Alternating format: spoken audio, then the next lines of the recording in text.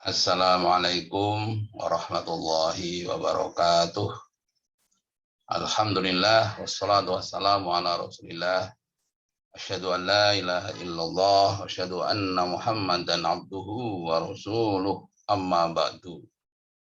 Para aktivis LDPQ, Lembaga Dakwah dan Pendidikan Al-Qur'an Yogyakarta khususnya, dan juga para ustadz, ustadzah Taman Pendidikan Al-Qur'an Daerah Istimewa Yogyakarta, dan juga para pemerhati ya, siaran ini di seluruh Indonesia, ya, di mana saja berada.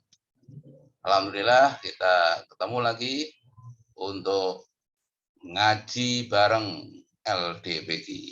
Ya. Untuk kajian pada hari ini mengenai sholat tahajud. Kita awali bersama dengan membaca basmalah. Bismillahirrahmanirrahim. Ya. Ada pertanyaan seperti ini. Nun sewu Ustadz, ya. Saya mohon bisa dijelaskan secara gamblang mengenai sholat tahajud. Pengertiannya, dalilnya, waktunya, jumlah rakaatnya, dan terutama manfaat atau keutamaannya. Matur nuwun. Ya, ini datang dari salah seorang jamaah Masjid Jami Karangkajen yang aktif ya, bersama saya setiap Senin ba'da subuh ya, sekitar jam 4:30 sampai 5:30 ya, untuk saat sekarang ini. Terima kasih atas pertanyaannya dari salah seorang jamaah Masjid Jami Karangkajen yang tidak mau disebutkan namanya. Ya. Insya Allah bermanfaat buat untuk yang bertanya maupun yang ditanya maupun untuk yang mendengarkannya. Sekarang lebih dahulu ya, kita terangkan mengenai pengertian sholat tahajud itu apa. Tahajud berasal dari kata kerja tahajjada, ya, yang berarti tetap terjaga di malam hari atau berjaga malam. Orang yang melakukan ibadah tahajud disebut dengan mutahajjid. Ya. Sholat tahajud adalah sholat sunnah yang dikerjakan pada malam hari setelah isya hingga terbit fajar atau menjelang subuh. Syaratnya adalah harus dikerjakan setelah tidur, walaupun tidurnya hanya sebentar. Hukumnya sunnah muakkadah, ya, sunnah yang sangat dianjurkan bagi kaum muslimin. Dan khusus untuk Rasulullah, sholat ini hukumnya wajib. Ya, ini kelebihan Rasulullah, ini termasuk diwajibkan untuk melakukan sholat tahajud tiap malam. Dalilnya, ya, sholat tahajud ini merupakan sholat sunnah istimewa yang perintah dan keutamaannya Allah firmankan langsung dalam Al-Quran.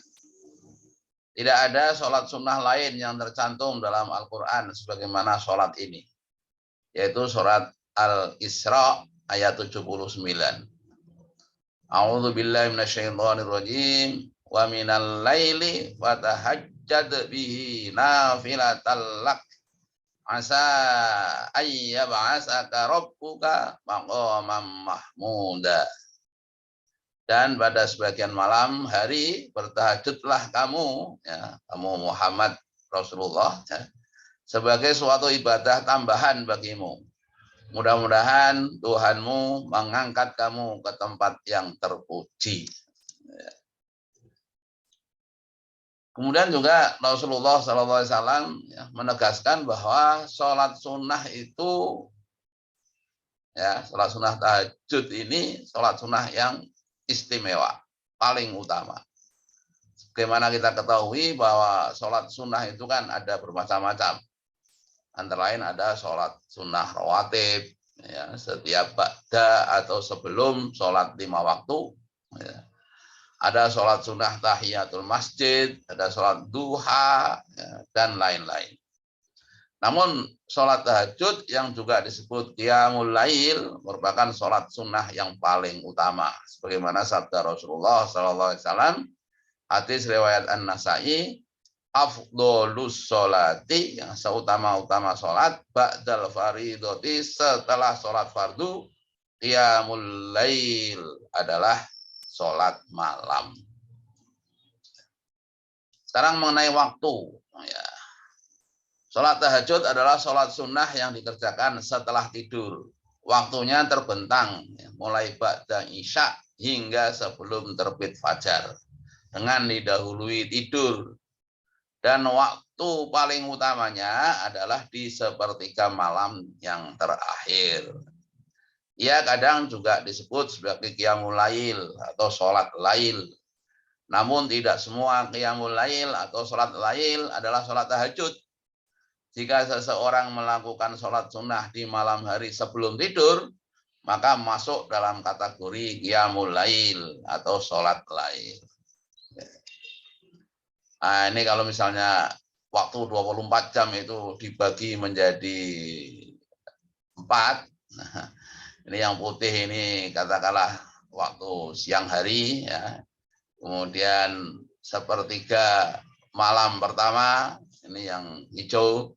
Kemudian sepertiga malam kedua yang kuning, nah, kemudian sepertiga malam terakhir itu adalah merupakan waktu untuk mengerjakan sholat tahajud. Namun ini jamnya mesti berbeda antara satu daerah dengan daerah lain, ya kan?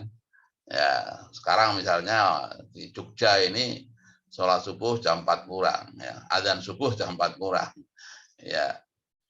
Oke. Tata cara sholat tahajud.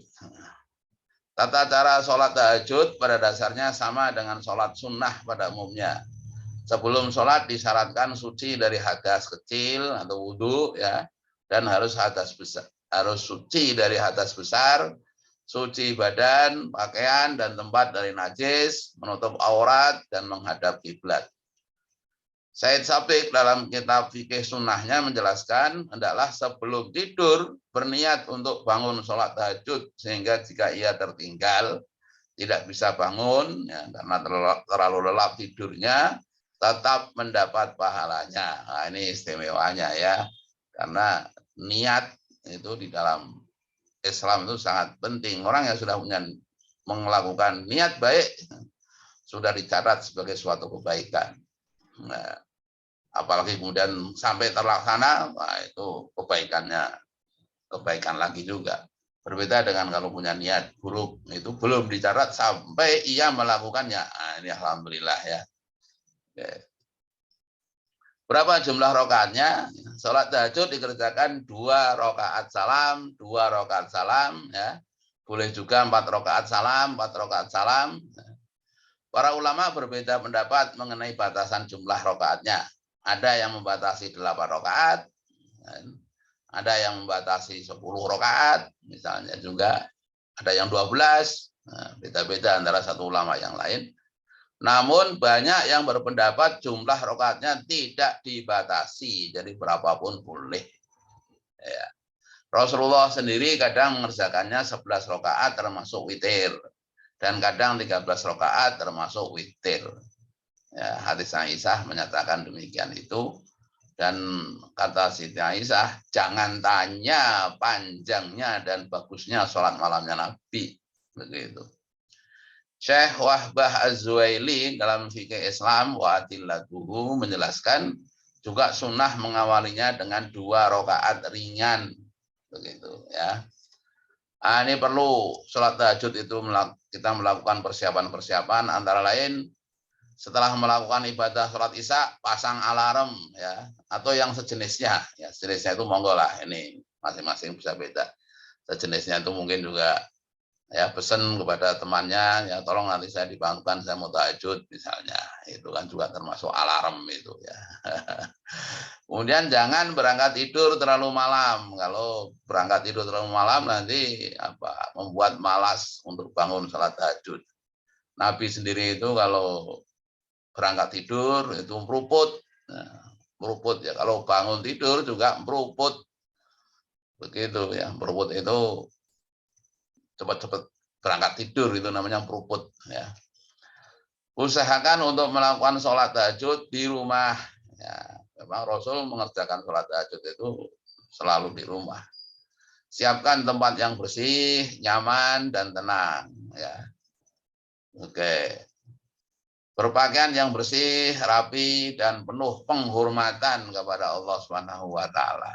Ya, jadi pakaiannya yang betul-betul pakaian memang kita ingin menghadap Allah, ingin berduaan dengan Allah, maka ya hendaknya yang layak, yang pantas, yang bagus. Luruskan niat semata-mata taqarrub kepada Allah Subhanahu wa taala. Ya. Setelah bacaan Al-Fatihah, pilihlah bacaan surat yang panjang-panjang ya, tentu saja sesuai dengan kemampuan. Semakin panjang, semakin baik, begitu ya. Perbanyaklah membaca zikir dan doa seusai sholat. Utamakan zikir dan doa yang maksur. Maksur itu maksudnya yang tercantum dalam Al-Quran dan hadis Nabi. Namun juga boleh juga yang ghairu maksur sesuai dengan kebutuhan. Ya, minta mendoakan anaknya supaya lulus ujiannya misalnya, ya, dan lain-lain. Bila waktu subuh tiba, bersegeralah ke masjid. Ya, jangan sampai tahajud menyebabkan terlambat jamaah subuh. Ya, saya ulangi, jangan sampai tahajud menyebabkan terlambat jamaah subuh. Ini penting ini. Ya. Ini salah satu contoh doa ya yang ada dalam Quran surat Al-Isra ayat 80. Kalau tadi kan perintah tahajud itu Al-Isra ayat 79. Nah, ini Al-Isra ayat 80. Robbi adkhilni mudkhala sidqin wa akhrijni mukhraja sidqin waj'alni min ladunka sultanan nasira. Ya Tuhanku, masukkan aku ke tempat masuk yang benar, dan keluarkan pula aku ke tempat keluar yang benar, dan berikanlah kepadaku dari sisimu kekuasaan yang dapat menolongku. Wah, doanya bagus sekali ya. Ya. Keutamaan sholat tahajud sekarang ini, yang pertama ya, bagi yang menunaikan ibadah sholat tahajud dengan tekun dan ikhlas semata-mata hanya mengharap ridho Allah, ya, ridho ilahi, Allah Subhanahu wa taala akan mengangkatnya ke tempat yang terpuji. Wa minal laili fatahajjad bihi nafilatan lak asa ayyab'asaka rabbuka maqamam mahmuda, ya. Maqamam mahmuda, tempat yang terpuji. Luar biasa ini, hikmahnya luar biasa. Ya. Dan yang kedua merupakan sholat sunnah yang paling utama ya, sebagaimana sabda Rasulullah tadi sudah saya sampaikan. Sholat yang paling utama setelah sholat fardu adalah sholat malam. Hadis riwayat An-Nasai. Kemudian hikmah yang ketiga atau keutamaan yang ketiga, sebagai sarana untuk mendekatkan diri kepada Allah Subhanahu wa taala. Hal tersebut dikuatkan dengan pernyataan hadis Rasulullah yang artinya kamu harus melakukan sholat malam karena sholat malam adalah kebiasaan orang-orang soleh terdahulu. Ibadah yang mendekatkan diri dengan Tuhanmu dan menutupi rasa bersalah dan menghapus dosa. Hadis riwayat Tirmidzi, Al-Hakim, dan juga dari Baihaqi. Yang keempat, orang yang rajin mengerjakan sholat malam itu dimasukkan golongan ibadur rahman, yaitu hamba Allah yang mencintai dan dicintai Allah. Selalu memiliki sifat rendah hati, bersahabat, tenang jiwanya, dan penuh kedamaian. Ini tercantum dalam surat Al-Furqan ayat 63 dan 64. Wa ibadur rahman alladzina yamshuna 'alal ardi hauna wa idza khatabahumul jahiluna qalu salama.